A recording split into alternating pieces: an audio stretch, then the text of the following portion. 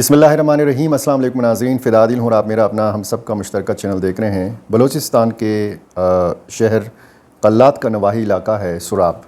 یہ ایک چھوٹا سا شہر ہے۔ یہاں سے بڑی افسوسناک خبریں آ رہی ہیں، اور خبریں یہ آ رہی ہیں کہ اس چھوٹے سے شہر پر دہشت گردوں نے قبضہ کر لیا ہے۔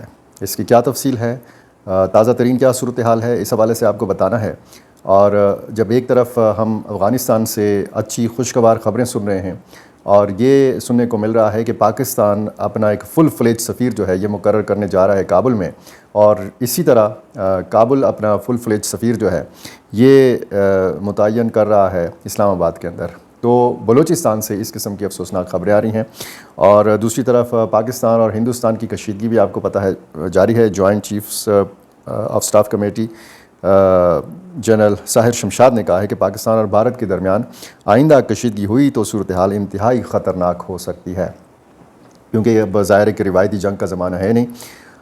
یہ ساری صورتحال اور اس کے علاوہ جو صورتحال اس وقت خیبر پختونخوا کی ہے، امن و امان کی صورتحال جو ہے جگہ جگہ پہ ہم دیکھ رہے ہیں کہ افسوسناک واقعات کا تسلسل ہے۔ آپ بنو ڈویژن میں دیکھیں، آپ ڈیر اسماعیل خان ڈویژن میں دیکھیں، آپ خیبر پختونخوا کے قبائلی اضلاع میں دیکھیں۔ اب تازہ ترین خبر جو ہے وہ ڈیر اسماعیل خان سے ہے۔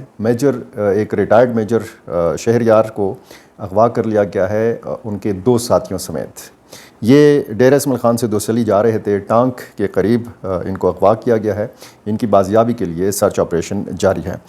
آتے ہیں سب سے پہلے اس واقعے کی تفصیل جانتے ہیں کہ جو بلوچستان میں ہوا۔ بلوچستان کا شہر ہے سراب، یہ قلات کا نواحی شہر ہے، اور اس پر میلیٹنٹس جو دہشت گرد ہیں، بلوچستان لبریشن آرمی کے جو لوگ ہیں، ان کے قبضے کی بات ہو رہی ہے۔ یہ اطلاعات آ رہی ہیں کوئی 20 سے 30 میلیٹنٹس جو ہیں یہ آئے، موٹر سائیکلوں پہ سوار آئے، اور جو سرکاری دفاتر ہیں یہاں پہ انہوں نے قبضہ کیا، بینک کو لوٹا، ایک پولیس اسٹیشن اور ایک لیویز کے اسٹیشن کے اوپر انہوں نے قبضہ کیا، اور سرکاری مختلف جو افسران ہیں ان کے مکانات، ان کی رہائش گاہوں کو آگ لگا دی، نظر آتش کر دیا۔ اور دفاع کرتے ہوئے ایک ADC additional deputy commissioner revenue جو ہیں یہ اس میں شہید ہو گئے ہیں۔ ہدایت اللہ بلیدی ان کا نام ہے، اور یہ شہید ہو گئے ہیں۔ اور جب یہ واقعہ ہو رہا تھا تو ان کے گھر میں خواتین بھی موجود تھیں اور بچے بھی موجود تھے۔ یہ جو تفصیل میرے پاس آئی ہے یہ اس میں بھاری ہتھیاروں کا بھی استعمال کیا گیا ہے۔ تازہ ترین صورتحال یہ ہے کہ وہاں پہ پاک فوج کے جوان پہنچ گئے ہیں، مختلف قانون نافذ کرنے والے جو ادارے ہیں، پولیس، FC، ان کے دستے پہنچ گئے ہیں۔ شہر کے چاروں اطراف میں ان کا کنٹرول ہے، اور اندر کی جو صورتحال ہے وہ خاصی تشویشناک ہے۔ اور اس حوالے سے یہ بھی کہا گیا ہے کہ اسی شہر کے ایک مقام پر مقامی جو آبادی کے لوگ ہیں، جو شہری ہیں، انہوں نے اس واقعے کے خلاف مظاہرہ بھی کیا ہے۔ رات کے اس پہر یہ ساری صورتحال ہے، اور یہ ایک ڈیولپنگ سٹوری ہے۔ اس کی مزید تفصیل بھی آنی ہے۔ جو ابتدائی اطلاعات آ رہی ہیں کہ 5 جو میلیٹنٹس ہیں ان کو مارا گیا ہے پاکستانی فورسز کی جانب سے۔ یہ کہا گیا ہے کہ شام سے پہلے کا واقعہ ہے، جب اندھیرا بھی نہیں چاہا تھا، تو انہوں نے ایک تو کہا گیا ہے کہ جی بازار میں داخل ہوئے، انہوں نے عام لوگوں کے اوپر بھی فائرنگ کی، اور خواتین اور بچوں کے اوپر بھی تشدد کیا جب یہ سرکاری رہائش گاہوں میں داخل ہوئے۔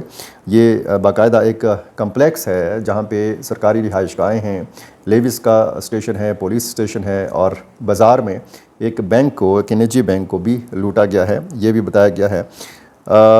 بلوچ بچوں اور عورتوں کو بچانے کے دوران اپنی جان کی پرواہ نہیں کی، یہ میڈیا رپورٹس ہیں۔ اور ہدایت اللہ بلیدی جن کا تعلق بلیدہ سے ہے، یہ ADC ہیں اس شہر کے، اور انہوں نے جامع شہادت نوش کیا۔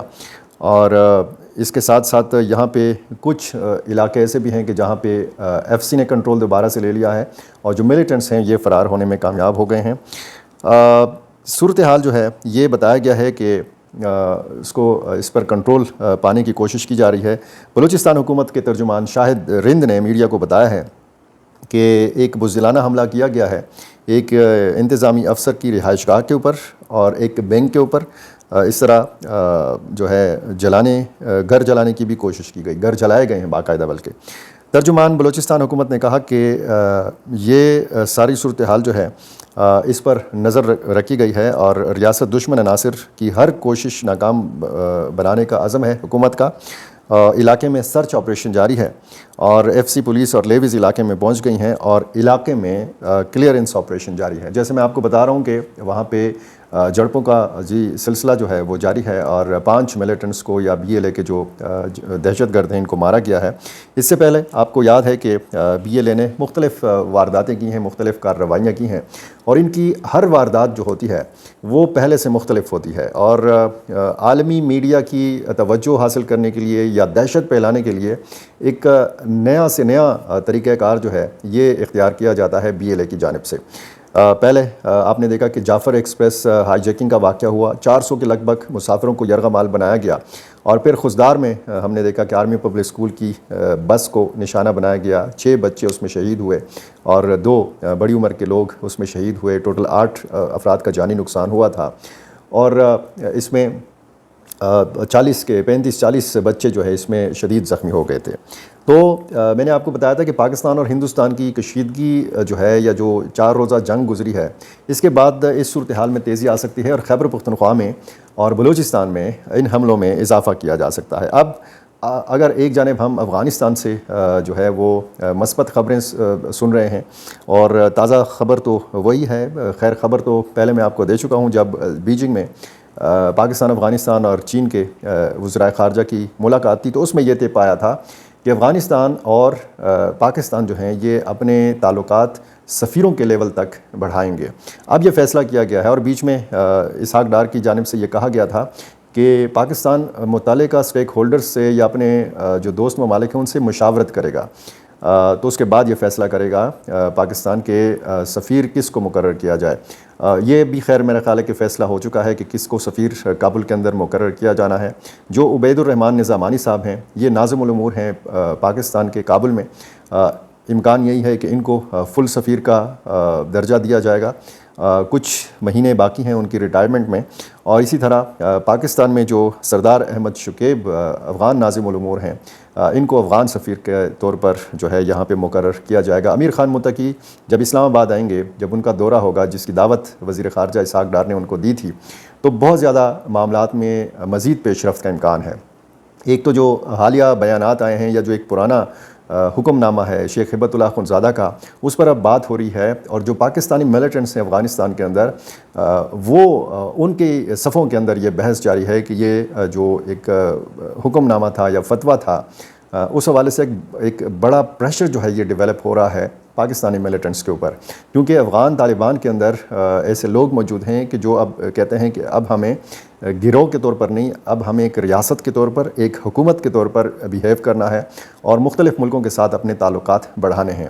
اب جب سفیر کے لیول تک دونوں ملکوں کے تعلقات بڑھ جائیں گے تو اس کے بعد چین اور پاکستان مزید ایک بڑا قدم اٹھا سکتے ہیں۔ چین آلریڈی یہ کر چکا ہے، چین کا باقاعدہ سفیر جو ہے وہ کابل میں موجود ہے، افغانستان کا باقاعدہ فل سفیر جو ہے بلال کریمی صاحب یہ بیجنگ میں موجود ہیں۔ یہ سٹیپ ہوتا ہے کسی بھی ایسی حکومت کو تسلیم کرنے کے حوالے سے۔ اب دنیا کے کسی بھی ملک نے افغان طالبان کی حکومت کو باقاعدہ طور پر تسلیم نہیں کیا۔ اس میں جو بنیادی رکاوٹ ہے وہ لڑکیوں کی تعلیم کا معاملہ ہے۔ اس حوالے سے اختلاف رائے افغان طالبان کے اندر بھی پایا جاتا ہے۔ بہت سارے افغان طالبان، افغان وزیر جو ہیں یہ چاہتے ہیں کہ لڑکیوں کی تعلیم پر سے پابندی اٹھائی جائے، تو اس حوالے سے بھی پیش رفت کا امکان ہے، کیونکہ جو بیچ میں بنیادی جو مسائل ہیں، جو رکاوٹیں ہیں، وہ بھی دور کرنے کی ضرورت پر زور دیا گیا ہے پاکستان کی طرف سے بھی اور چین کی طرف سے بھی۔ تو اس کا بڑا اچھا رسپانس بھی دیا ہے۔ ایک تو وزیر خارجہ اسحاق ڈار نے یہ کہا ہے کہ کابل میں ہم اپنے جو ناظم الامور کا درجہ ہے اس کو بڑھا کر ہم سفیر کی سطح پر اس کو کیا جا رہا ہے اور اس اقدام سے دونوں برادر ممالک کے درمیان تعلقات کو فروغ ملے گا۔ خیر مقدم کیا ہے اس بیان کا، اور ذاکر جلالی صاحب ہیں، second director of political affairs ہیں افغان وزارت خارجہ کے، انہوں نے کہا ہے کہ افغانستان بھی یہی فیصلہ افغانستان نے کیا ہے کہ اپنے ناظم الامور کو فل سفیر مقرر کیا جائے۔ بہت اچھی خبریں آ رہی ہیں۔ امیر خان متقی افغانستان کے جو وزیر خارجہ ہیں وہ جب اسلام آباد میں موجود ہوں گے اور 2-3 دن تک یہاں پہ ان کی ملاقاتیں ہوں گی مختلف معاملات کے حوالے سے، تجارت کے حوالے سے، سیکیورٹی کے حوالے سے، اور یہ دورہ جو ہے یہ پاکستان اور ہندوستان کی جو حالیہ کشیدگی ہے اس کے تناظر میں بھی اس کو بڑی اہمیت دی جا رہی ہے۔ Chairman joint chiefs of staff committee general Tahir Shamshad نے یہ جو بیان دیا ہے بہت اہمیت کا حامل بیان ہے. انہوں نے کہا ہے کہ پاکستان اور بھارت 22 اپریل سے پہلے کی صورتحال پر واپس آ گئے ہیں. یعنی جو دونوں ملکوں کی افواج کی پیش قدمی تھی اس کو اب پیچھے بلا لیا گیا ہے اور واپس اس پوزیشن پر آ گئے ہیں جب پہلگام کا واقعہ ابھی نہیں ہوا تھا. پہلے ہماری کشیدگی متنازع علاقے تک محدود رہتی تھی، مگر اس بار پاک بھارت کشیدگی بین الاقوامی سرحد تک پہنچ گئی تھی. دونوں ممالک کی صورتحال پر بات کرتے ہوئے انہوں نے کہا کہ پاکستان اور بھارت رواں ماہ شروع ہونے والے تنازع سے پہلے والی سرحدی فوجی تعیناتی کا سطح پر جو ہے وہ واپس آ گئے ہیں. تو اس دوران انہوں نے یہ کہا کہ اگرچہ اس تنازع کے دوران جوہری ہتھیاروں کی طرف کوئی پیش رفت نہیں ہوئی، لیکن یہ ایک خطرناک صورتحال تھی چونکہ اس بار لڑائی تنازع کشمیر تک محدود نہیں رہی بلکہ دونوں ممالک کی مین لینڈ پر فوجی تنصیبات کو نشانہ بنایا گیا. اس لیے مستقبل میں کشیدگی کے بڑھنے کا خطرہ بڑھ گیا ہے. تو یہ جناب معاملات ہیں، اور جیسے میں نے شروع میں آپ کو بلوچستان کے حوالے سے بتایا، اس حوالے سے جو اپڈیٹس ہوں گی میری کوشش ہوگی کہ میں آپ تک پہنچا سکوں. لیکن ایک بڑا حملہ کیا ہے BLA نے بلوچستان میں ایک بار پھر، اور بلوچستان جو اس قسم کی تنظیمیں ہیں، جو علیحدگی پسند تنظیمیں ہیں، ان کو سپورٹ بھی حاصل ہے ہندوستان کی، اور ہندوستانی میڈیا میں کچھ لوگ جو ہیں باقاعدہ شاباش دیتے ہیں اس قسم کے واقعات پر، اور جب اس قسم کا واقعہ ہوتا ہے تو باقاعدہ وہاں پہ جشن منایا جاتا ہے. تو یہ صورتحال ہے، اور اب عام شہریوں کا مظاہرہ کرنا اور اس قسم کی صورتحال کے خلاف اٹھنا یہ بھی ایک ایسی صورتحال کی جانب اشارہ دیتی ہے کہ وہاں پہ جو تنظیمیں ہیں ان کو عوامی سپورٹ حاصل نہیں ہے. تو یہ ساری صورتحال ہے، اس پر ہماری نظر ہے. جو بھی تازہ ترین اس حوالے سے اطلاع کوئی خبر آئے گی میری کوشش ہوگی میں آپ تک پہنچا سکوں. میرا چینل آپ نے ابھی تک سبسکرائب نہیں کیا تو یہ کر لیجیے، مجھے اپنی رائے سے ضرور نوازا کیجیے. بہت شکریہ.